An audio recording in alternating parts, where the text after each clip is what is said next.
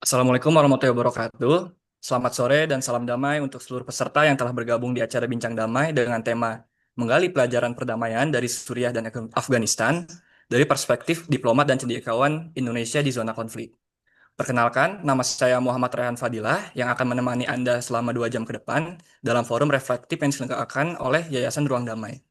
Yayasan Ruang Damai adalah sebuah lembaga yang berdedikasi pada kerja-kerja counterviolent extremes, advokasi isu kemanusiaan, dan pembelajaran perdamaian berbasis psikososial. Hari ini, dalam semangat belajar bersama, kita akan menggali wawasan dari dua negara yang telah lama berada dalam bayang-bayang konflik, yaitu Suriah dan Afghanistan. Melalui forum ini, kita akan bersama-sama mencari pelajaran damai dari pengalaman para tokoh Indonesia yang terlibat langsung di wilayah konflik tersebut, baik dari perspektif cendekiawan maupun diplomat. Sebelum mulai, kami mohon kesediaan teman-teman untuk mengisi daftar hadir terlebih dahulu. Silakan diisi ya, karena absen ini juga akan digunakan sebagai basis pengiriman sertifikat yang kami telah siapkan. Lalu acara ini juga terselenggarakan berkat dukungan dari para media partner kami, yang kami ucapkan terima kasih sebesar-besarnya, yang itu ada pertama Social Youth Community, Hima Menkom ISIP Jakarta, Hima Kesos ISIP Jakarta, Himpunan Mahasiswa Kesejahteraan Sosial FISIP Universitas Muhammadiyah Jakarta, Info Volunteers, Event List, dan Seminar Center. Terima kasih atas bantuan dalam penyebaran semangat damai ini.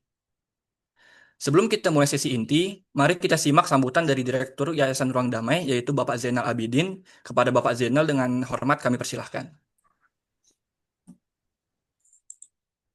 Terima kasih kepada MC, sahabat Rehan. Assalamualaikum warahmatullahi wabarakatuh. Waalaikumsalam warahmatullahi wabarakatuh. Alhamdulillahirrabbilalamin. Wabihi nasta'inu ala umur dunia waddin. Wassalatu wassalamu ala asrafil anbiya wa mursalin. Sayyidina wa habibina wa syafi'ina wa maulana Muhammadin. Sallallahu alaihi wasallam wa ala alihi wa sahbihi ajma'in amma ba'du. Lu jangan tahu lah, aku bakal pin muka lu. A'udzubillahi minasyaitonirrajim. Bismillahirrahmanirrahim. La yuhayyiru ma biqaumin hatta yuhayyiru ma bi anfusihim. Yang terhormat Gus Najih Ar-Ramadhani dan Bang Riki Subagja selaku narasumber Bincang Damai pada hari ini. Alhamdulillah beliau berdua berkenan menyempatkan waktunya untuk berbagi ilmu dalam kegiatan Bincang Damai pada sore hari ini. Yang saya hormati seluruh media partner Bincang Damai yang tadi sudah disebutkan MC, cukup banyak sekali. Mohon maaf saya tidak mengulang kembali, tapi kami dari Ruang Damai menyampaikan apresiasi yang sangat luar biasa. Mudah-mudahan kerja sama kita di media partner terus berlanjut sampai kapanpun.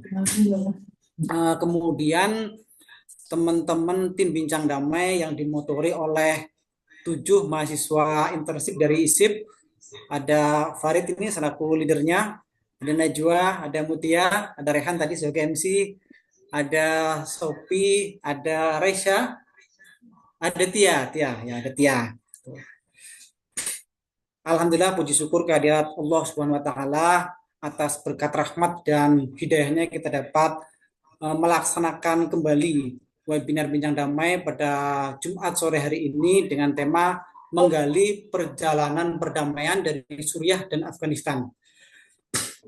Keberhasilan Taliban menguasai Afghanistan dan HTS yang berhasil menguasai Suriah perlu dijadikan pelajaran yang berharga bagi seluruh rakyat Indonesia. Sebelum berkuasa, kedua kelompok ini dituding sebagai kelompok radikal teroris oleh negara-negara barat.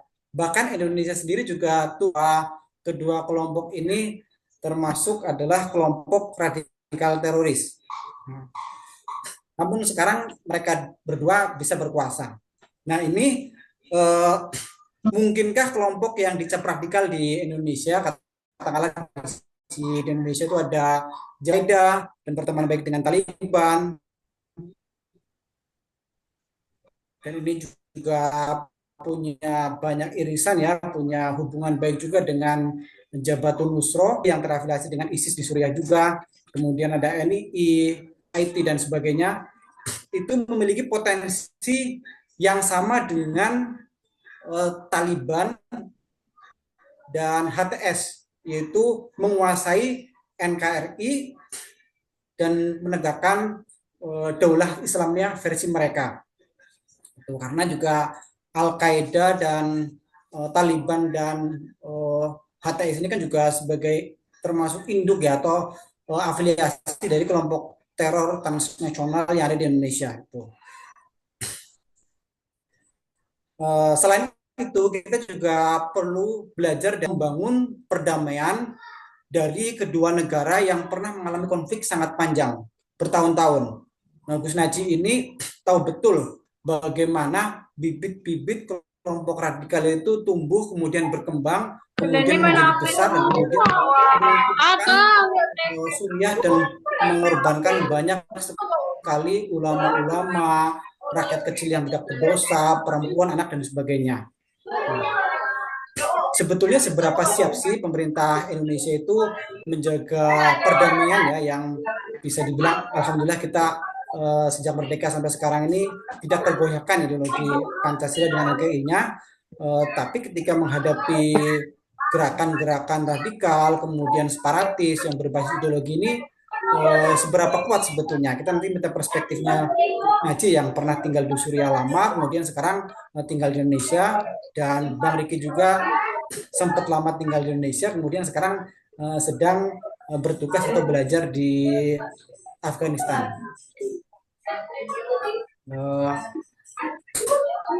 Itu saja beberapa pertanyaan yang kemudian mudah-mudahan bisa memantik ya nanti apa yang disampaikan oleh Bang Riki dan Gus Naji. Mudah-mudahan nanti diskusi kita menarik karena isu ini juga menurut saya sangat menarik sekali. Banyak yang belum diekspos bagaimana sih sebetulnya masa-masa perdamaian selama kepemimpinan Taliban dan HTS di Suriah ini. Bagaimana misalnya hak asasi manusia ditegakkan, bagaimana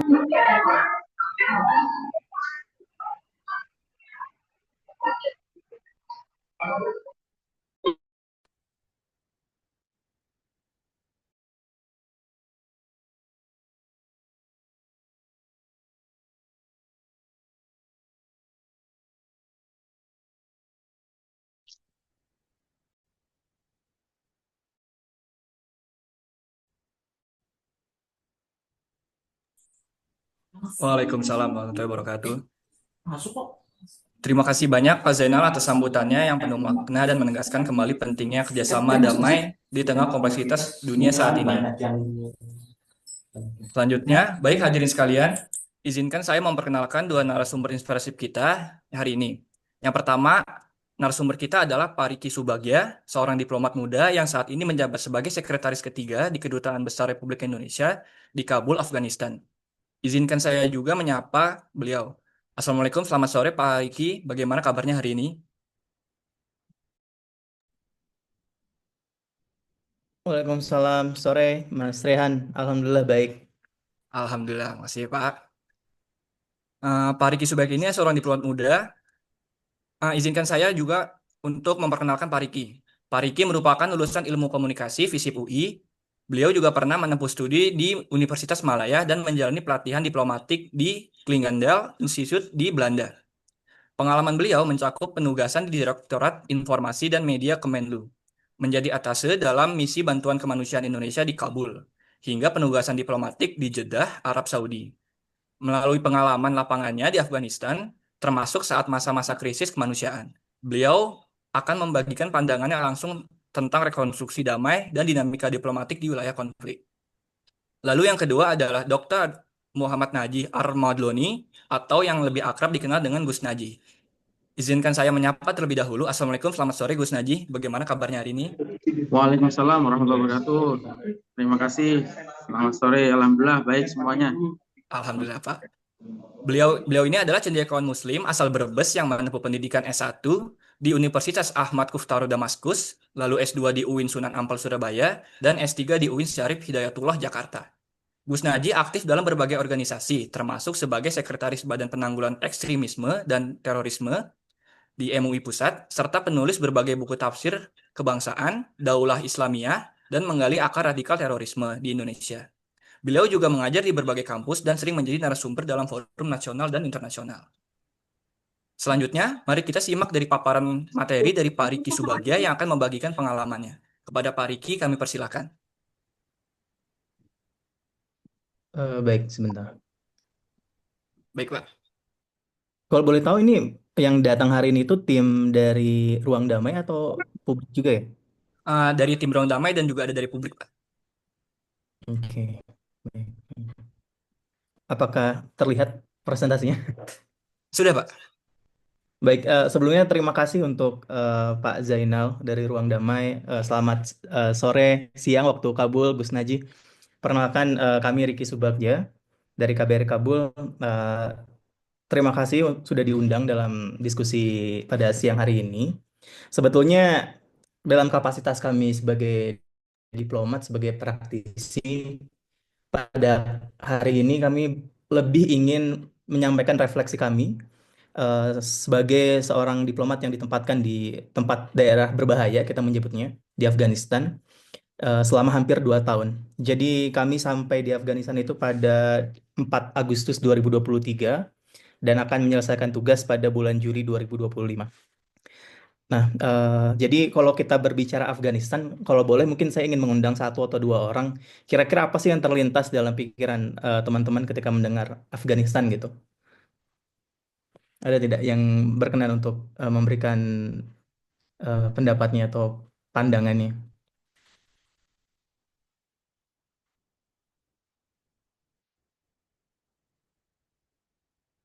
Oke, kalau tidak ada, mungkin dimulai dari saya ya. Jadi ketika saya ditempatkan di Afghanistan pada 2023, pandangan pertama saya adalah, oke, saya akan masuk ke negara konflik, negara perang yang secara secara struktur negaranya masih sangat-sangat masih belum stabil seperti itu kan. Masih mungkin akan terdengar bom dan tembakan di mana-mana.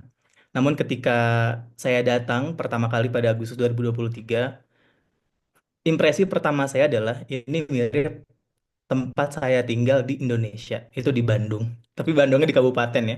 Saya tinggal di kabupaten. Pada saat itu saya melewat dari bandara ke KBRI, melewati pasar. Saya melihat eh, Kita, iya, sekarang saya melihat diikuti. kondisi yang sama, gersang, kemudian banyak sekali mobil-mobil, kendaraan, dan itu juga sangat-sangat di sini sangat-sangat macet gitu teman-teman. Jadi apa yang saya selama ini pikirkan, selama ini pandang ternyata tidak sesuai dengan apa yang sebenarnya ada di realita di lapangan seperti itu. Nah, pengalaman di Afghanistan ini cukup menantang dan juga unik karena kembali lagi di sini sebetulnya meskipun kita ada perwakilan Indonesia atau kedutaan, tapi sebetulnya belum ada satupun negara di dunia yang mengakui Taliban sebagai de facto authority Afghanistan ya sebagai pemerintahan yang sah gitu. Jadi memang kita berinteraksi atau beroperasi di tempat yang non konvensional di mana kita tetap melakukan engagement dengan mereka dengan salah satu tujuan utamanya adalah untuk pemberian bantuan kemanusiaan seperti itu. Nah, kalau misalkan teman-teman lihat itu di foto yang kedua dari kanan itu pada bulan Juni tahun lalu kita mengirimkan bantuan kemanusiaan terkait dengan adanya gempa bumi yang cukup dahsyat di Afghanistan.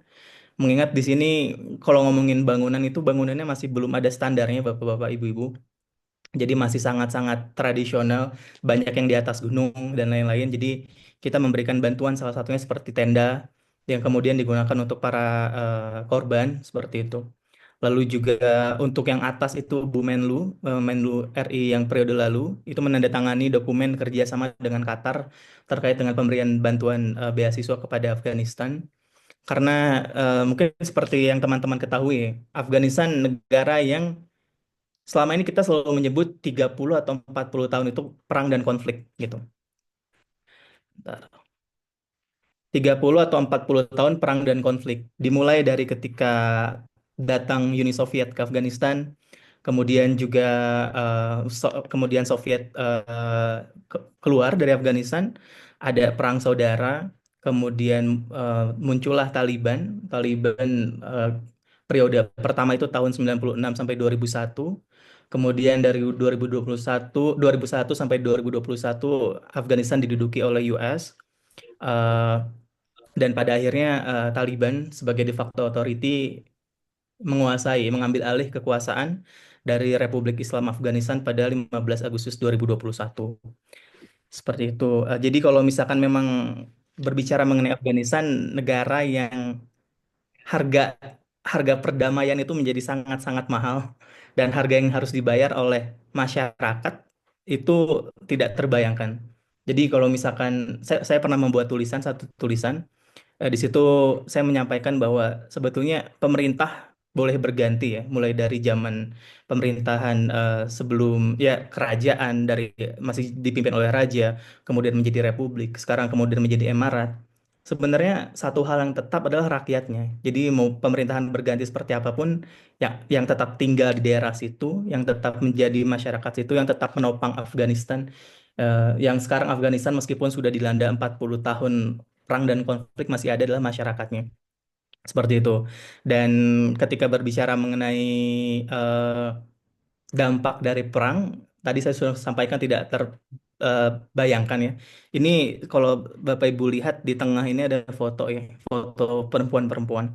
Jadi saat ini kita juga mendukung pelatihan psikososial. Mohon maaf. Kami mendukung pelatihan psikososial untuk perempuan Afghanistan karena sebagai salah satu pihak yang sangat terdampak dari adanya perang dan konflik di Afghanistan adalah perempuan. Terlebih juga saat ini de facto authority atau Taliban juga memberlakukan kebijakan-kebijakan yang dinilai sangat-sangat detrimental atau negatif untuk perempuan. Seperti saat ini untuk pendidikan sendiri perempuan hanya bisa bersekolah hingga kelas 6 SD. Itu untuk pendidikan modern dalam artian sekolah. Tapi untuk madrasah itu dibuka hingga sampai kelas 12 seperti itu. Lalu juga foto di atasnya, ini adalah foto ketika ada delegasi ulama dari negara-negara OKI itu hadir di Afghanistan. Jadi ketika berbicara rekonstruksi Afghanistan, sebetulnya salah satu hal yang paling utama adalah jalur ulama. Karena memang pada saat ini pimpinan-pimpinan yang memimpin Afghanistan itu merupakan para alim ulama. Seperti itu. Dan pada saat itu Indonesia sendiri mengirimkan dua ulama dari Nahdlatul Ulama dan juga Muhammadiyah. Pada saat itu pun kami mengikuti seluruh pertemuan dengan para pimpinan Afghanistan mulai dari Perdana Menteri, Menteri, dan tingkat lainnya seperti itu. Ulama ini menjadi salah satu medium yang tepat untuk bisa mengajak de facto authority atau Taliban untuk bisa menggunakan atau memerintah membuat kebijakan publik yang memang benar-benar mencerminkan agama Islam gitu. Karena kan sekarang Afghanistan dipimpin oleh de facto authority yang dasarnya adalah syariat Islam. Namun seperti yang kita tahu seperti pelarangan pendidikan perempuan sebetulnya tidak sesuai dengan syariat Islam gitu. Jadi ketika ulama yang turun tangan dan mencoba untuk mempersuasi para eh, para pimpinan Afghanistan di sini, sebetulnya linggo yang dipakai sama Bapak Ibu. Dan itulah yang sebenarnya bisa membuat lebih efektif. Seperti itu. Nah, lalu terkait dengan ekstremisme ya. Jadi pada pagi hari ini sebetulnya kami ada acara dengan kepala perwakilan kami. Dan menarik sebenarnya yang dibicarakan karena kepala perwakilan kami dan juga kepala perwakilan kami sebelumnya yang telah pulang ke Indonesia setelah hampir 2 tahun berada di Afghanistan, kita sama-sama melihat bahwa sebetulnya Taliban ini bukan kelompok ekstrim, tapi mereka adalah kelompok yang sangat sangat sangat sangat tradisional. Dalam artian pandangan mereka itu masyarakat Afghanistan itu mayoritas 70% berada di desa, di rural. Dan ketika kita berbicara masyarakat pedesaan rural, rural itu hampir sama dengan Indonesia di periode 70-80 tahun. Jadi masyarakatnya masih sangat tradisional, bahkan perempuan-perempuan pun banyak yang tidak bersekolah. Dan ketika tidak bersekolah pun bukan karena alasan agama sebetulnya, tapi juga karena culture di sini. Jadi seperti pada zaman pemerintahan Hamid Karzai, Presiden sebelumnya itu beliau sangat aktif untuk berbicara di media sosial, di media massa. Tapi beliau tidak pernah sama sekalipun memperlihatkan atau memperkenalkan istri beliau ke publik seperti itu. Dan em, sebagai contoh juga ketika kami di sini berinteraksi dengan banyak masyarakat Afghanistan, kami menjalin pertemanan, sangat jarang sekali kami diperkenalkan dengan keluarganya yang perempuan gitu. Jadi ketika kami bertamu ke rumah warga lokal Afghanistan, ketika kami laki-laki, yang akan membawakan makanan dan mempersiapkan makanan adalah laki-laki. Jadi perempuan akan tetap berada di dalam rumah, tidak diperlihatkan kepada tamu seperti itu.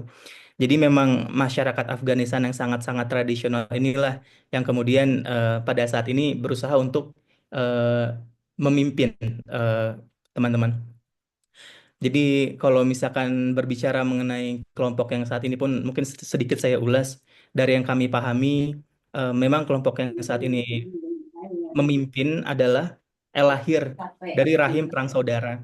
Jadi ketika di tahun 91 ketika terjadi kekosongan kekuasaan dari pemerintahan sebelumnya yang pro terhadap komunisme, terhadap Soviet, pada saat itu terjadi kekacauan karena para warlord atau para ya penguasa di daerah-daerah saling berebut kekuasaan dan juga mereka saling membunuh, saling membom, saling memperkosa. Itu hal yang terjadi di Kabul di Afghanistan pada periode 91 sampai 96. Nah, pada saat itu Taliban merasa bahwa ini tidak dibenarkan dan akhirnya mereka gitu. Dan pada saat ini ya komunitas internasional baik misi asing seperti Indonesia, Jepang, Turki, Saudi, negara-negara lain sedang berusaha untuk melakukan engagement dengan mereka untuk bisa istilahnya mereintegrasikan mereka kepada komunitas internasional. Karena pada saat ini mereka terisolasi dan istilahnya yang paling terdampak kembali lagi adalah masyarakat Afghanistan. Mereka bisa berbuat sesuka-sukanya, tapi pada akhirnya ya ketika ada kelaparan, ketika ada bencana dan tidak bisa ditanggulangi bencana tersebut, tentu yang paling berdampak adalah masyarakat Afghanistan seperti itu. Jadi selama hampir 4 tahun berjalan, Afghanistan masih bisa tetap eh, masih tetap berjalan meskipun dengan berdarah-darah seperti itu. Karena ketika dulu 2021 ada pengambil alihan kekuasaan, terdapat skeptisisme dari atau pesimisme dari masyarakat internasional bahwa Afghanistan akan survive. Jadi kayak oke, kita coba tunggu 3 bulan ke depan. Kita lihat Afghanistan masih ada atau enggak. Ternyata masih ada. Oke, kita tunggu 3 bulan ke depan. Jadi total 6 bulan. Ternyata Afghanistan masih ada. Dan sekarang sudah tahun keempat. Dan justru terdapat beberapa perbaikan yang tidak bisa dielakkan gitu. Sebagai contoh, sebelum kelompok ini berkuasa itu, sebelum 2021, Afghanistan menjadi penghasil opium terbesar di dunia. Tapi sebagai informasi, pada saat de facto berkuasa, itu terdapat dekrit dari Amirul Mukminin, pemimpin tertinggi Afghanistan, untuk istilahnya melarang eh, melarang para petani untuk menanam opium. Dan pada saat ini itu sudah turun drastis dan yang menjadi leading penjual opium saat ini adalah Myanmar, seperti itu. Lalu juga tingkat korupsi sangat ditekan. Bahkan salah satu dekrit yang sebetulnya sangat-sangat baik dan mungkin tidak banyak dibicarakan adalah ketika terjadi pengambil alihan pergantian kekuasaan itu, sebetulnya terdapat dekrit untuk amnesti. Jadi mereka-mereka tentara-tentara zaman Republik atau pihak-pihak yang dianggap sebagai musuh itu diampuni, eh, diampuni dan tidak diberikan hukuman seperti itu. Dan itu terjadi. Jadi ketika berbicara bagaimana kelompok yang pada awalnya itu pada periode-periode sebelumnya atau bahkan ketika Republik itu saling membunuh, bahkan mereka ya melakukan aksi yang cukup besar seperti bom bunuh diri ataupun bom-bom yang lain, itu ketika terdapat dekrit dari pemimpinnya, dari emirnya, mereka benar-benar bisa langsung berhenti. Itu sebenarnya yang sangat eh, istilahnya perlu dijadikan pelajaran. Apa yang membuat tiba-tiba switch secara langsung dari mereka yang fighter, dari mereka yang melakukan aksi-aksi kekerasan seperti itu menjadi sekarang mereka berusaha menahan dan berusaha untuk mengelola negara ini. Mungkin itu. Jadi bentar. Mungkin yang terakhir refleksi dan apa yang bisa dipelajari sebenarnya dari dinamika konflik dan perang yang ada di Afghanistan, teman-teman. Yang pertama sebetulnya kita don't take everything for granted, dalam artian banyak hal yang secara kita tidak sadari kita anggap tuh biasa aja di Indonesia gitu. Tapi ternyata ketika di Afghanistan, ketika saya tinggal di sini adalah sesuatu yang sangat-sangat luar biasa. Contohnya yang pertama adalah bahasa, misalkan. Ketika saya di Indonesia, saya tidak merasa, bukan tidak merasa, saya tidak melihat bahwa bahasa Indonesia adalah sesuatu yang sangat-sangat sangat istimewa. Tapi ketika saya berada di Afghanistan, jadi di sini bahasa nasional itu ada dua, bahasa Dari dan bahasa Pashto. Kalau bahasa Dari itu bahasa dari Persia, Pashto itu memang bahasa lokal sini. Eh, dan tapi tidak semua orang Afghanistan tuh menguasai kedua bahasa ini. Jadi hanya ada orang-orang yang bisa menguasai bahasa A dan hanya ada orang yang bisa menguasai bahasa B. Dan bahasa ini pada akhirnya menyebabkan konflik horizontal kalau di Afghanistan. Jadi pada saat ini misalkan ketika mayoritas masyarakat Afghanistan itu menguasai bahasa Dari, tapi karena de facto authority itu dia menguasai bahasa Pashto, jadi sekarang semua hal itu diminta untuk menggunakan bahasa Pashto. Meskipun banyak masyarakat Afghanistan yang tidak bisa berbahasa Pashto, dan itu banyak menyebabkan pertikaian di Afghanistan. Seperti itu. Terus juga di sini sebenarnya yang besar itu ada Pashtun, ada Hazara, ada Uzbek, dan juga ada Tajik. Tapi meskipun hanya terdapat 4 suku besar di sini, hmm, perpecahan yang telah ada dan telah lahir semenjak Perang Saudara dulu, di mana mereka istilahnya mereka saling berkumpul dan meminta perlindungan dari sesama sukunya, itu masih terbawa sampai saat ini. Jadi sangat sulit dibayangkan bagaimana orang dari suku Hazara itu berinteraksi secara secara intens ataupun secara baik dengan orang-orang dari suku yang lainnya. Karena mereka secara mungkin ada pengalaman traumatis di masa lalu yang masih dibawa sampai sekarang, yang pada akhirnya membuat mereka saling tidak percaya satu sama lain. Dan ini ketika berbicara saling tidak percaya, itu benar-benar tanda kutip mendarah daging, Bapak Ibu. Sebagai contoh kemarin kita menyeleksi masyarakat mahasiswa Afghanistan untuk bisa berkuliah di Indonesia. Suatu ketika kami dihubungi oleh salah satu eh, masyarakat Afghanistan, dia perempuan, dia suku Hazara. Jadi suku Hazara ini kalau secara perawakan dia lebih mirip orang-orang Tiongkok. Jadi lebih putih, terus matanya lebih sipit. Dan itu banyak mendapatkan menjadi target serangan baik dari ISKP ya atau ISIS daerah Khorasan sini maupun dari kelompok-kelompok lain seperti itu. Nah, pada saat itu dia sampaikan bahwa siapa yang melakukan seleksi beasiswa di Afghanistan di KBRI gitu. Ya, karena dia bilang kalau misalkan yang menyeleksi orang Afghanistan untuk pergi ke Indonesia adalah warga lokal sini sendiri, dalam artian ya sebenarnya saudara mereka sendiri, mereka bilang kita tidak percaya, kita tidak mau bila KBRI hanya mengandalkan warga lokal sini untuk melakukan seleksi. Itu tidak adil kata dia gitu. Jadi pada saat itu dia mengirimkan banyak sekali informasi mengenai penindasan yang dilakukan terhadap kelompoknya sendiri. Dan pada saat itu ya kita sampaikan bahwa seleksi ini dilaksanakan tidak hanya oleh orang Afgan, tapi justru disupervisi oleh masyarakat Indonesia. Dan pada satu, iya, oh baiklah kalau misalkan oleh orang Indonesia gitu. Jadi mereka mempercayai kalau misalkan itu dilakukan oleh orang Indonesia. Tapi ketika dilakukan oleh orang Afgan, mereka sama sekali tidak percaya. Dan kalau misalkan kita membawa dalam konteks Indonesia, ketika terdapat permasalahan di Indonesia, terdapat isu yang perlu diselesaikan, secara tidak langsung kan masyarakat kita sudah aktif secara mandiri ya, dalam artian kayak kita kumpul yuk, kita bahas masalah ini yuk, kita bikin gerakan apa yuk. Di sini tuh tidak ada sama sekali. Saya sempat bertanya kepada staf saya, kenapa nggak tidak bisa ada seperti itu? Alasan terbesarnya adalah karena memang tidak ada rasa saling percaya dan interaksi antara satu dengan yang lain ini benar-benar sangat-sangat minim seperti itu. Jadi memang eh, kembali lagi banyak hal yang banyak hal biasa yang mungkin kita lihat itu hanya biasa, banyak hal tidak biasa yang kita lihat biasa, tapi sebetulnya itu adalah sesuatu yang perlu dijaga dengan aktif. dalam artian tidak bisa hanya dibiarkan saja seperti itu. Dan kembali lagi, ketika berbicara mengenai konflik dan perang, harganya masih dibayar sampai sekarang.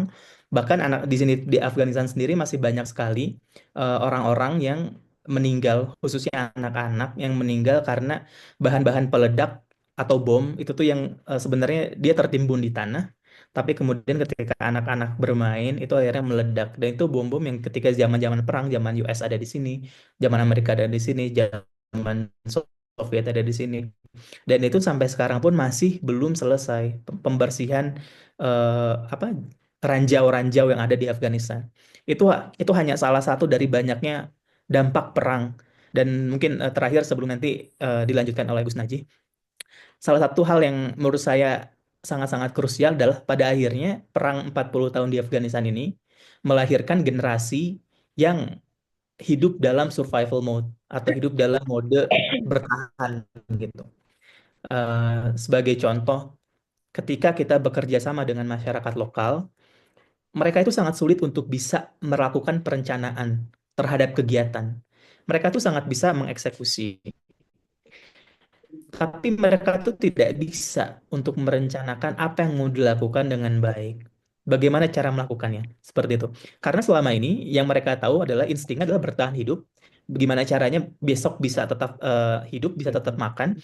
Dan itulah yang sampai saat ini masih terbawa sampai saat ini.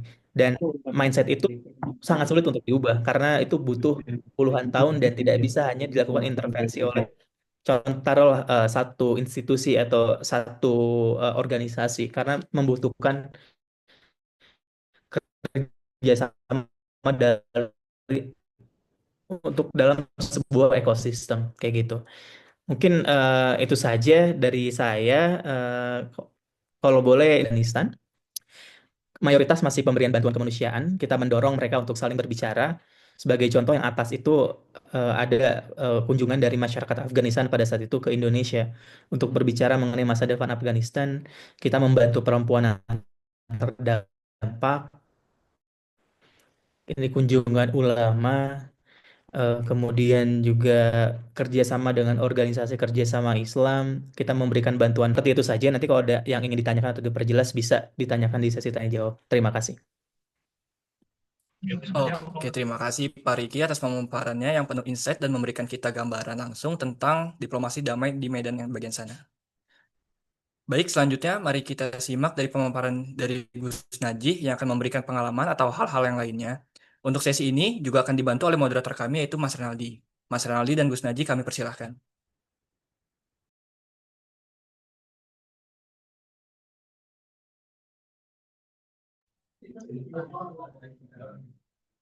Ya, apakah suara saya terdengar dengan baik? Dengar Gus, aman Gus. Oke, baik. Assalamualaikum warahmatullahi wabarakatuh. Selamat sore teman-teman semuanya.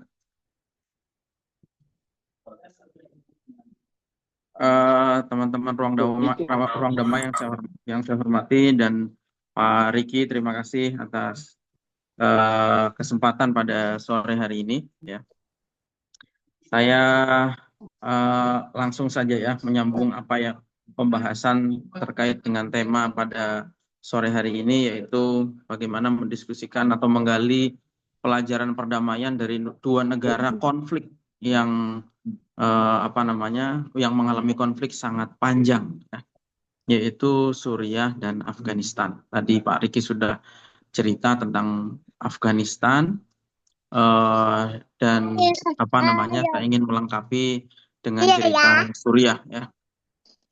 Jadi saya memperkenalkan diri, saya ini mengalami Suriah itu di 3 zaman, ya, di 3 era. Ya, teman-teman tentu sudah tahu bagaimana perkembangan Suriah akhir-akhir ini, ya. Jadi saya mengalami Suriah di 3 era. Itu adalah Suriah sebelum konflik, karena dulu saya mahasiswa di sana. Kemudian Suriah pada saat konflik, karena di tengah konflik pada saat itu saya masih berada di sana. Dan kemudian di tengah konflik saya sempat pulang ke Indonesia. Lalu kemudian sampai sekarang saya masih dalam beberapa tahun ini saya masih beberapa kali bolak-balik ke sana, dan pasca kejatuhan Presiden Assad ya kemarin pada bulan Desember, Assad jatuh di tanggal 8 Desember tahun 2024. Saya di bulan Maret kemarin sempat berkunjung lagi ke Suriah. Jadi itu adalah yang saya sebut sebagai periode ketiga ya, atau era ketiga, yaitu era pemerintahan yang baru. Ya. Jadi teman-teman semuanya, saya ini ketika pertama kali datang ke sana mengalami Suriah sebelum konflik, ya Suriah itu dulunya adalah negara yang aman. Negara yang aman. Bahkan kalau dari segi rasa aman, waktu saya hidup di Suriah dulu dengan kehidupan di Indonesia sekarang, itu sebetulnya rasa amannya lebih merasa aman di sana pada saat itu. Jadi Suriah itu jangan dibayangkan atau jangan dilihat sekarang ya pada saat konflik. Dulu sebelum konflik, sebelum 2011, itu sebelumnya adalah negara yang aman. Ya. Tidak pernah lihat ada pencurian, tidak pernah lihat ada perampokan, pembunuhan dan seterusnya. Saya dulu di sana biasa keluar tengah malam itu tidak ada rasa takut pada saat itu, karena kadang-kadang waktu saya jadi pelajar di sana kadang-kadang harus mengikuti majelis zikir di malam hari, kadang juga tahajud bersama kayak gitu ya. Majelis sebelum subuh dulu saya biasa ngikuti namanya Jalsatus Sofa, itu dari sebelum subuh itu sudah dilaksanakan. Aman sekali negaranya, dan negara ini juga tidak sekedar aman tapi juga makmur negaranya. Jadi dulu ketika saya di sana itu saya merasakan bahwa hidup di sana tuh sangat murah ya. Kebutuhan pokok itu murah di sana. Kebutuhan hidup sangat terjangkau dibandingkan dengan beberapa negara tetangganya. Saya waktu itu sempat jalan ke Yordania, jalan ke Libanon, baik Yordania maupun Libanon itu adalah negara yang biaya hidupnya mahal. Apa-apa di sana serba mahal. Akhirnya orang-orang Yordania dulu ketika Suriah sebelum konflik itu, orang Yordania, orang Libanon pun belanja kebutuhannya ke Suriah gitu. Karena Suriah ini di Suriah itu semuanya murah. Dan masyarakat Suriah itu dulu sangat dermawan. Ya.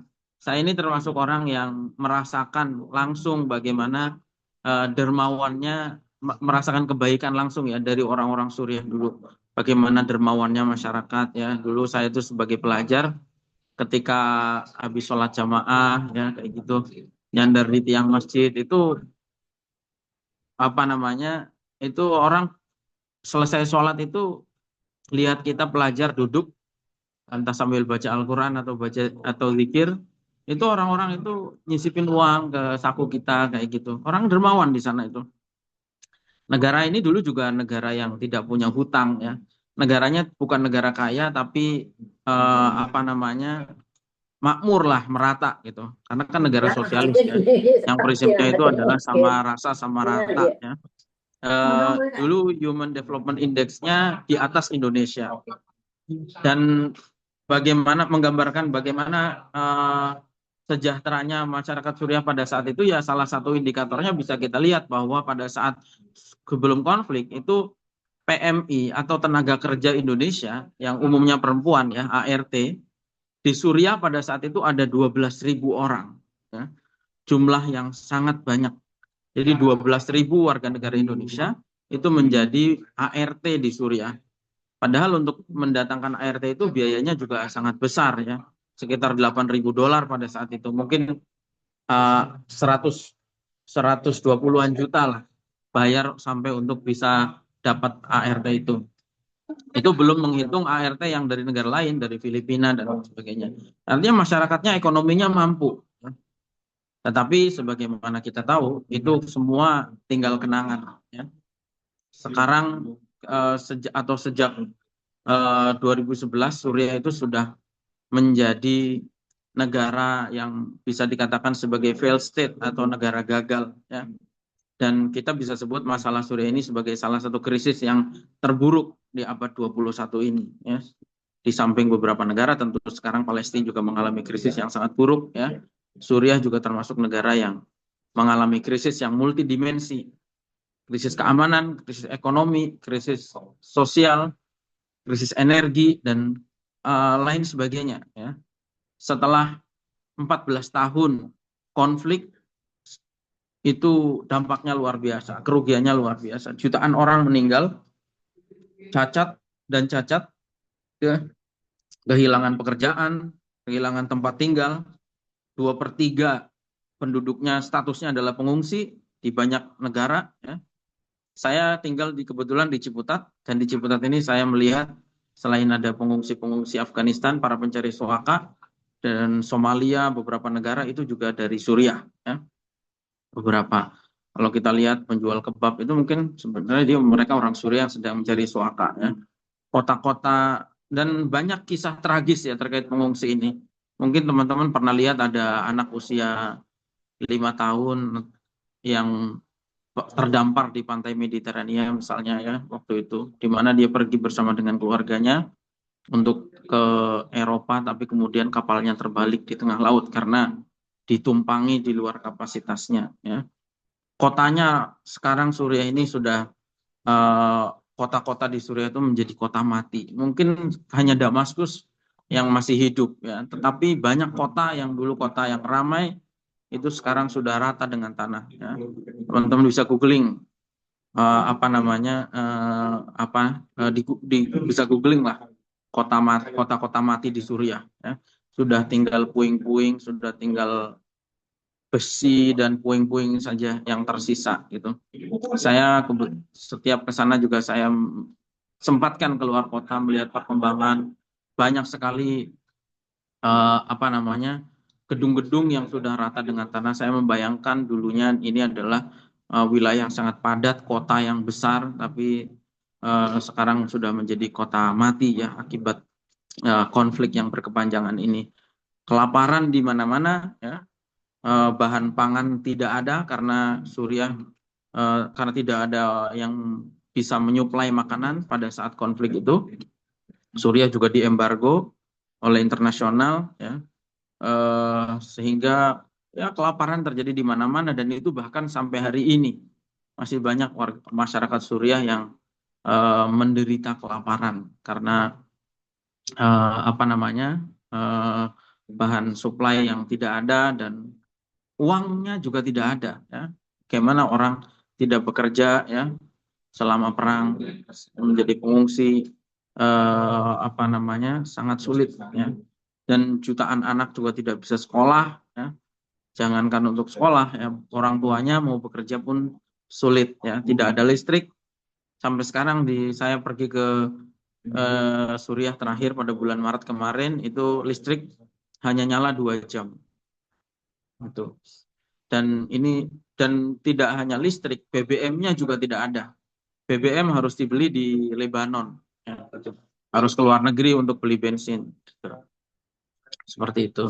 Ini sangat sulit dirasakan terutama pada saat musim dingin, di mana cuaca di Suriah bisa sampai minus kalau musim dingin, tanpa penghangat ruangan, tanpa ada air hangat, itu sangat sulit sekali menjalani kehidupan di sana itu. Karena dan Suriah dan Afghanistan ini sebetulnya situasinya ya hampir-hampir mirip dalam hal potensi menjadi epicentrum konflik global ya. Dan sekarang sudah presiden yang lama ini sudah jatuh pada tanggal 8 Desember 2024 kemarin ya. Sebetulnya kejatuhan Assad juga bukan Assad ini jatuh karena terutama ya, karena sudah tidak ada lagi dukungan rakyat dan militer, orang semua sudah lelah berperang ya. Jadi sebenarnya mungkin situasinya hampir mirip dengan Afghanistan ketika menerima Taliban. Kalau di Suriah itu yang berkuasa adalah HTS ya. Ormas yang hampir sama dengan Taliban dalam hal berpikir juga, mereka ideologinya juga ideologi yang keras ya, gitu. Dalam hal beragamanya sebenarnya HTS ini tidak populer ya, tetapi masyarakat sudah lelah dengan pemerintahan yang ada. Karena itu semua pihak manapun yang bisa jatuhin pemerintah ya akhirnya disambut juga oleh rakyat gitu. Nah, sekarang saya ingin bagaimana kita belajar dari Suriah. Faktor apa yang membuat Suriah seperti sekarang? Poin pertama menurut saya yang membuat Suriah seperti sekarang adalah yang pertama hoax dan provokasi. Ya. Kenapa orang sampai turun ke jalan, kemudian membuat konflik, ya, terlibat dalam konflik, itu karena terprovokasi. Dan konflik Suriah ini saya sebut dan termasuk yang sangat terdampak adanya hoax, ya. Bahkan dunia atau media internasional itu menyebut konflik Suriah ini sebagai revolusi Photoshop. Kenapa disebut sebagai revolusi Photoshop? Karena banyaknya gambar dan video yang diedit atau diproduksi oleh Photoshop. Waktu itu belum ada AI ya. Kalau zaman sekarang mungkin bisa lebih parah lagi ya. Pada saat itu fabrikasi gambar video itu dilakukan secara masif. Misalnya ada foto ribuan orang yang tergeletak, mayat yang tergeletak, misalnya itu dinarasikan sebagai korban pembantaian di Damaskus, padahal itu adalah korban gempa bumi ya yang pernah terjadi di Kolombia misalnya itu, dan lain sebagainya itu. Hoax itu sangat berpengaruh. Kemudian juga provokasi. Provokasi ini misalnya yang kalau untuk kasus Suriah adalah provokasi Sunni Syiah ya, atau adu domba atas nama Sunni Syiah. Yang tidak hanya dialami Suriah sebenarnya, yang Sunni Syiah ini dialami juga oleh Irak, dialami juga oleh Pakistan, dialami juga oleh Afghanistan ya, mungkin lalu juga dialami oleh beberapa negara. Di Suriah itu narasinya adalah bahwa pemerintahan itu adalah pemerintahan Syiah yang membantai kaum Sunni ya. Padahal sebetulnya kalau kita mau telaah secara kritis, hampir tidak ada argumentasi kuat yang menggambarkan pemerintah Suriah itu Syiah. Ya. Itu hanya propaganda. Lalu juga iming-iming lain, misalnya demokratisasi, janji bahwa setelah revolusi akan ada pemerintahan yang demokratis. Selain itu tentu juga ada yang propagandanya adalah khilafah ya, atau penerapan hukum syariah. Jadi sebenarnya ada banyak narasi propaganda yang membuat masyarakat bergerak untuk awalnya ingin menjatuhkan pemerintah, yang kemudian karena pemerintahnya masih kuat, pemerintah juga melawan. Akhirnya terjadi konflik perang saudara yang mengundang keterlibatan asing masuk ke sana. Ya. Nah, yang kedua, tadi yang pertama penyebab konflik menurut saya adalah hoax dan provokasi. Yang kedua adalah kegagalan menjaga keseimbangan geopolitik. Ya.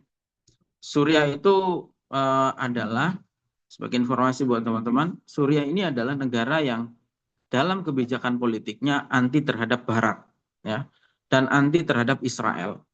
Ini yang membuat negara-negara Barat, Amerika terutama, dan juga Israel yang bertetanggaan dengan Suriah, berbatasan, itu sangat tidak nyaman dan merasa bahwa pemerintahan Suriah itu adalah ancaman bagi mereka. Karena Suriah selama Presiden Assad itu adalah menjadi tempat basis pejuang-pejuang Palestina, ya, gitu. Karena itu Suriah dianggap sebagai ancaman oleh Israel, dan Amerika bergerak selalu untuk bagaimana caranya menjatuhkan pemerintahan Suriah, Amerika dan Israel. Dan selain Suriah kurang baik menjaga hubungan dengan Amerika, itu juga kurang baik menjaga hubungan dengan negara-negara Teluk pada saat itu. Ya. Suriah dianggap lebih dekat dengan Iran, dan ini membuat Arab Saudi tidak nyaman. Suriah juga tidak mau waktu itu untuk menyalurkan gas Qatar. Ya. Jadi dulu Qatar ini ingin nanam pipa gasnya dia lewat wilayah Suriah. Lalu dari Suriah nanti akan disalurkan ke Turki untuk menyuplai gas di Eropa. Tapi kemudian Suriah menolak itu karena Suriah sudah punya komitmen kerjasama dengan Rusia.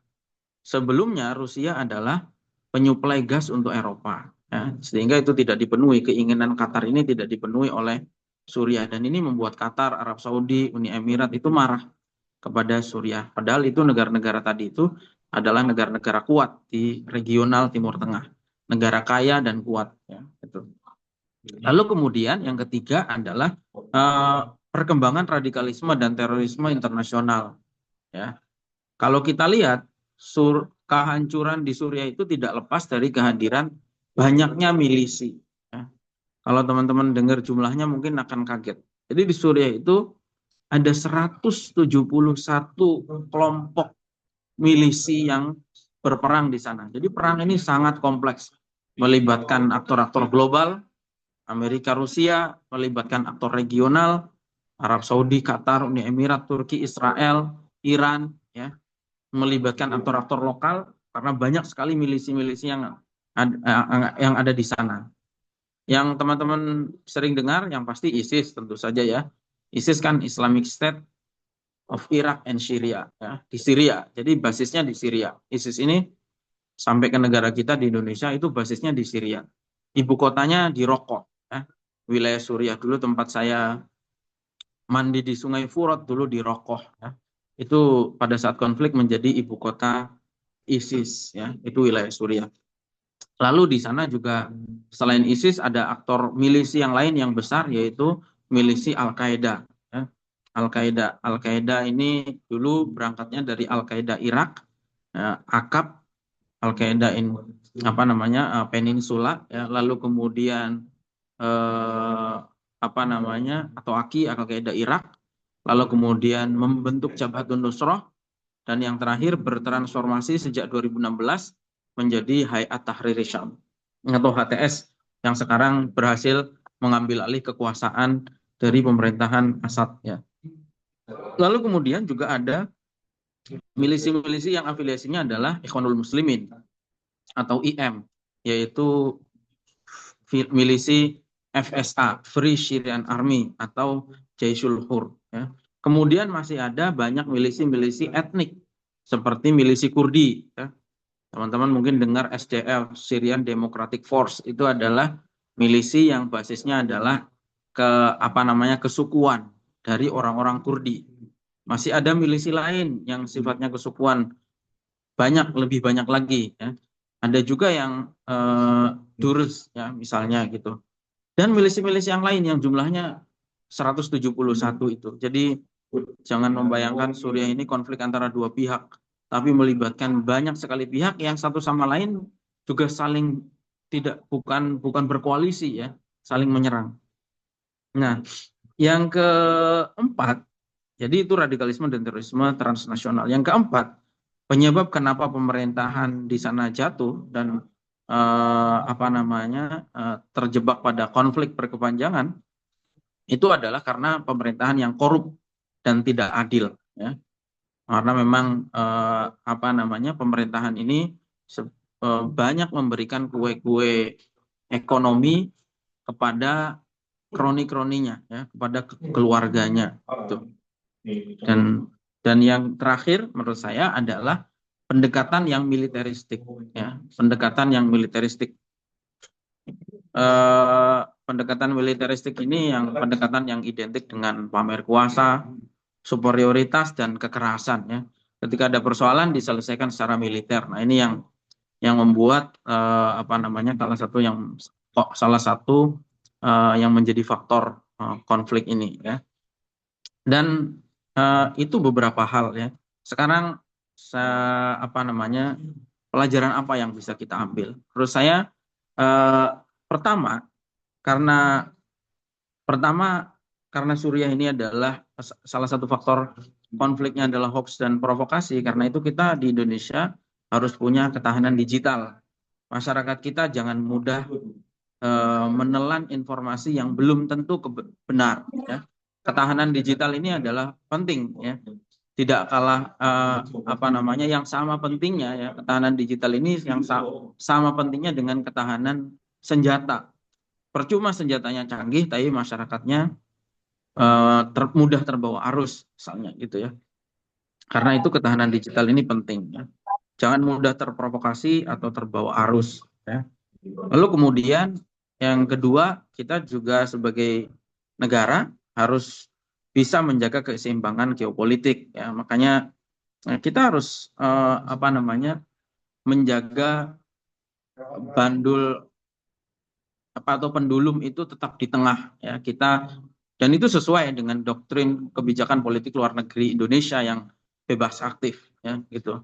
Kita tidak pernah tidak pernah ngeblok ke Cina misalnya, tidak ngeblok ke Amerika, kita berpolitik bebas aktif. Dan itu penting. Ya, gitu. Karena kalau kita terlihat memihak, itu juga akan berisiko terhadap hubungan dengan negara lain. Ya, seperti itu. Lalu kemudian, keseimbangan geopolitik, lalu kemudian yang ketiga, belajar dari Suriah juga kita tidak boleh meremehkan eksistensi kelompok radikal atau kelompok teror ya yang bersifat transnasional. Kita sudah lihat di Afghanistan, Taliban bisa mengambil alih kekuasaan. Meskipun dulu pada saat kemunculan awalnya itu Taliban itu kan artinya pelajar. Ya. Awal kemunculannya tidak dianggap oleh orang. Ya. Sama seperti HTS di Suriah. Ya. Tetapi ketika kelompok ini membesar, belajar dari pengalaman Afghanistan dan belajar dari pengalaman Suriah, kita bisa melihat bahwa kelompok radikal itu mampu mengambil alih kekuasaan. Taliban akhirnya bisa berkuasa di Afghanistan dan HTS akhirnya bisa berkuasa di Suriah. Awalnya hanya sebuah ormas kecil, ya, tetapi kemudian ternyata berkembang dan berhasil mengambil alih kekuasaan. Dan jangan terbuai ya, dengan iming-iming khilafah itu. Ya, kita bisa lihat bagaimana iming-iming khilafah itu menghancurkan Suriah karena di Indonesia kan narasinya asalkan khilafah semua masalah akan selesai. Ternyata tidak begitu. Suriah itu menjadi ibu kota kekhalifahannya ISIS ya. Tetapi setelah mereka berkuasa, justru negara ini yang dulunya makmur sekarang babak belur ya, hancur lebur. Kemudian pelajaran yang bisa kita ambil juga saya kira jangan terbuai dengan doktrin karena ternyata kegiatan radikalisme terorisme itu tidak pernah murni sebagai perjuangan agama gitu. Kita belajar dari NII, Negara Islam Indonesia, sebuah organisasi pemberontak yang mengatasnamakan Islam, Negara Islam Indonesia, tetapi ternyata di belakangnya NII ini bekerja sama dengan Belanda. Karena pendiri NII ini sangat dekat dengan Raymond Westerling. Bahkan yang mendampingi pendiri NII pada saat itu adalah seorang Belanda yang bernama Van Cleef. Ya. Kita juga belajar dari FPI misalnya. FPI itu bukan gerakan keislaman. Ia adalah ormas yang mengatasnamakan Islam tetapi bekerja untuk kepentingan elit kekuasaan. Ya. Terutama ya FPI ini sejak awal memang dibentuk oleh kekuatan Orde Baru pada saat menghadapi reformasi. Dan kita bisa lihat bagaimana langkah arah politiknya FPI. Ya. Semua pemerintahan dicaci maki oleh FPI, tetapi FPI tidak pernah mengkritik Orde Baru. Ya. Lalu Salafi Wahabi misalnya yang sering membuat kegaduhan di masyarakat karena membid'ahkan, mengkafirkan, itu adalah gerakan yang sejak awal kemunculannya didukung oleh Inggris. Ya. Karena itu kita bisa baca tulisan Confession of British Spy misalnya dari Mr. Hamper, kita bisa lihat bagaimana peran Inggris dalam penyebaran Salafi Wahabi. Lalu kemudian Al-Qaeda. Al-Qaeda itu didirikan di mana? Di Afghanistan. Dan didirikan cikal bakalnya Al-Qaeda adalah gerakan yang sejak awal didukung oleh Amerika dalam perang melawan Uni Soviet pada saat itu. Ya. Jadi nggak pernah murni. HTI, kelompok Hizbut Tahrir, itu sampai sekarang pusat gerakannya ada di London, di Inggris. Nah, kenapa mereka ada di sana? Padahal itu negara kafir yang tidak mungkin punya semangat memperjuangkan aspirasi Islam. Apalagi kalau bukan untuk memecah belah kehidupan masyarakat itu. Lalu kemudian ada ISIS, itu Hayat Tahrir HTS yang ada di Suriah ini sekarang makin terbuka bahwa sejak awal mereka adalah ditumpangi kepentingan-kepentingan Amerika dan Israel. Terbukti sejak awal HTS menang, mereka sudah mendeklar bahwa tidak akan pernah berkonfrontasi dengan Israel. Dan kemudian HTS sudah menangkapi tokoh-tokoh pejuang Palestina yang ada di Suriah. Dan bahkan kemarin HTS sudah langsung bertemu dengan Presiden Amerika Donald Trump. Jadi itu yang bisa kita pelajari, jangan pernah terbuai dengan iming-iming doktrin-doktrin keagamaan kelompok radikal, ya, kelompok teror, karena sebenarnya mereka tidak pernah murni perjuangannya, mereka melayani kepentingan-kepentingan politik asing. Ya. Lalu penting juga untuk menjaga stabilitas kita harus menciptakan pemerintahan yang bersih dan adil, ya. Dan yang terakhir adalah belajar dari Suriah tentang pentingnya pendekatan yang humanis kepada masyarakat, pentingnya supremasi sipil dan melawan militerisasi. Kita sudah bisa lihat bagaimana pendekatan yang represif oleh militer itu ternyata tidak baik dampaknya. Kita di Indonesia sedang mengalami itu, ya, upaya militerisasi setelah revisi Undang-Undang TNI, masuknya TNI ke jabatan-jabatan sipil, ya, termasuk ada pelantikan Dirjen Bea Cukai latar belakangnya TNI, Dirut Bulog TNI, Dirut Timah TNI, ini dan penyelesaian masalah di masyarakat menggunakan pendekatan militer, ini adalah kemunduran kita dalam bernegara. Itu jangan sampai kita mengalami apa yang dulu dialami oleh beberapa negara yang dipimpin dengan cara militer dan itu gagal. Itu. Saya kira itu saja yang ingin saya bagikan pada sore hari ini. Kalau ada hal yang perlu didiskusikan, saya persilahkan. Terima kasih. Assalamualaikum warahmatullahi wabarakatuh. Waalaikumsalam warahmatullahi wabarakatuh. Terima kasih banyak Gus Naji atas pemaparannya sangat mendalam dan membuka banyak ruang refleksi untuk kita semua. Kita semua juga jadi tahu bagaimana kondisi dan situasi saat ini dari masing-masing negara baik Afghanistan maupun Suriah. Untuk acara selanjutnya, sekarang kita masuk ke sesi diskusi dan tanya jawab. Bagi peserta yang ingin bertanya, bisa langsung ketik pertanyaan di kolom chat dan menggunakan fitur raise hand. Mungkin kita buka 3 orang pertanyaan dulu kali ya. Bisa langsung. Ya, bisa dari kolom chat maupun raise hand bisa juga untuk on mic.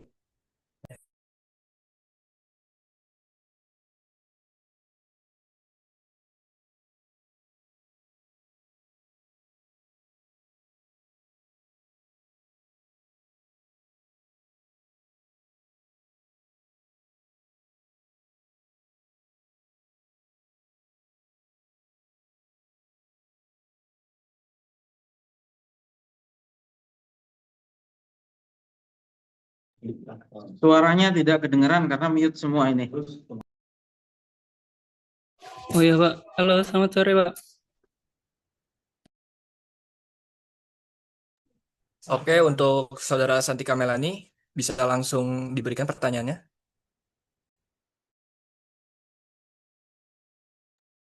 Assalamualaikum warahmatullahi wabarakatuh. Perkenalkan, nama saya Santika Meilani. Izin bertanya kepada Bapak Rizky Subagja terkait pembahasan Afghanistan yang Bapak sampaikan tadi. Pertanyaannya, jika Taliban terus berkuasa, seperti apa prospek generasi muda Afghanistan dalam 10 hingga 20 tahun ke depan, terutama dalam hal pendidikan, kebebasan, dan juga pekerjaan? Terima kasih.